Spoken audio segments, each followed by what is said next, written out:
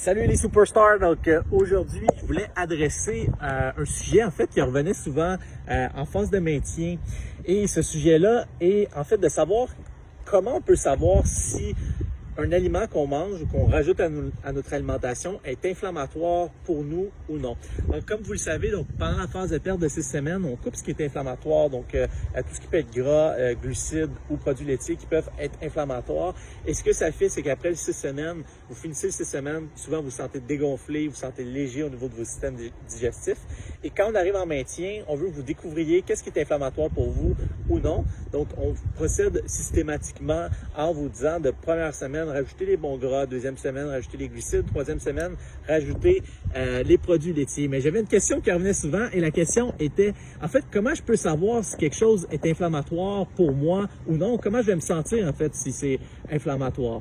OK, donc, juste pour votre information, tous les gens sont différents au niveau de ce qui est inflammatoire pour eux. Je vais vous donner l'exemple de moi. En fait, moi, je sais que si je mange du pain avec du beurre de peanut, ben ça devient super inflammatoire pour moi. Et comment que je le sais, c'est que quand je mange 30-35 minutes après, je vais avoir un gros crash d'énergie.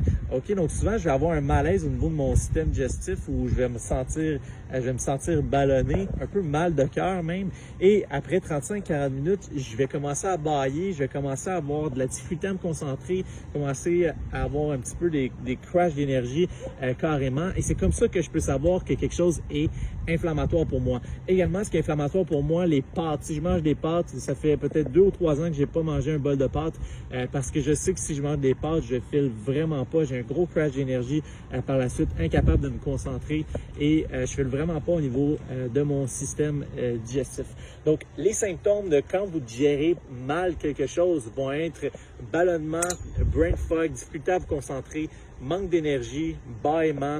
Si vous ressentez ça quand vous mangez quelque chose de nouveau, c'est que c'est inflammatoire pour vous et vous devez l'éviter de manger ça dans votre alimentation ou au moins garder dans votre 20% d'aliments qui vous font plaisir au fond. Donc, quand vous arrivez en phase de maintien, c'est important que vous découvriez ce qui est inflammatoire pour vous. Souvent, ce qui va être inflammatoire pour les gens, c'est féculents, donc produits laitiers souvent. Et donc